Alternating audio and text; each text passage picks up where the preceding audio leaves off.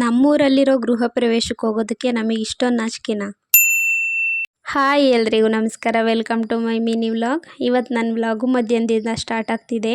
ನಮ್ಮಪ್ಪ ದನನ ಹೊಲ್ದತ್ರ ಕಟ್ಬಿಟ್ಟು ಅಕ್ಕಿ ತರೋದಕ್ಕೆ ಅಂತ ಊರೊಳಗಡೆ ಹೋಗಿದ್ದಾರೆ.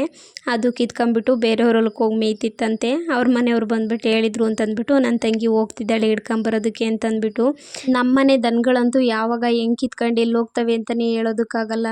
ಎಷ್ಟು ಟೈಟಾಗಿ ಕಟ್ಟಿದ್ರು ಇದೇ ಕೆಲಸ. ಇನ್ನು ಇವತ್ತು ನಮ್ಮೂರಲ್ಲೊಂದು ಗೃಹ ಪ್ರವೇಶ ಇತ್ತು ಆಯಿತಾ. ನಮ್ಮಪ್ಪನ ಹತ್ರ ಮುಯ್ಯಿ ಹಾಕಿ ಅಂತಂದ್ಬಿಟ್ಟು ದುಡ್ಡು ಕೊಟ್ಟಿದ್ವಿ. ಅವ್ರು ಮರ್ತು ಇಲ್ಲೇ ಬಿಟ್ಟು ಹೋಗ್ಬಿಟ್ಟಿದ್ದಾರೆ. ಅದಕ್ಕೆ ನೀವೇ ಹೋಗ್ಬಿಟ್ಟು ಮುಯ್ಯಿ ಹಾಕ್ಬಿಟ್ಟು ಊಟ ಮಾಡ್ಕೊಂಬನ್ನಿ ಅಂತ ಹೇಳಿದರು. ಓಕೆ, ನಾವು ಒಂದು ವೆರೈಟಿ ಊಟ ತಿಂದಂಗೆ ಆಗುತ್ತೆ, ಹೋಗ್ಬಿಡೋಣ ಅಂತ ಹೋದ್ವಿ. ಹೋಗೋದೇನೋ ಹೋಗ್ಬಿಟ್ವಿ, ಸಿಕ್ಕಾಬಟ್ಟೆ ನಾಚಿಕೆ ಆಗ್ತಿತ್ತು ಆಯಿತಾ. ನಾನಂತೂ ಈ ಊರಲ್ಲಿ ಮದುವೆ ಆದಮೇಲಂತೂ ಯಾವ ಫಂಕ್ಷನ್ಗೂ ಹೋಗಿ ಊಟ ಮಾಡಿಲ್ಲ.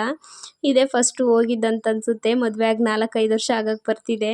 ಇದು ನಮ್ಮೂರೇ, ಆದರೂ ನಮ್ಗೆ ಇಷ್ಟೊಂದು ನಾಚಿಕೆ ಏನಕ್ಕೆ ಅಂತಂದರೆ ನಾವು ಹುಟ್ಟಿದಾಗ್ಲಿಂದ ಇಲ್ಲೇ ಬೆಳೆದಿಲ್ಲ. ಹಾಗಾಗಿ ನಮಗೆ ಸ್ವಲ್ಪ ಜನಗಳ ಪರಿಚಯ ಕಮ್ಮಿ, ಅದಕ್ಕೋಸ್ಕರ ಅಷ್ಟೇ, ಇನ್ನೇನಿಲ್ಲ.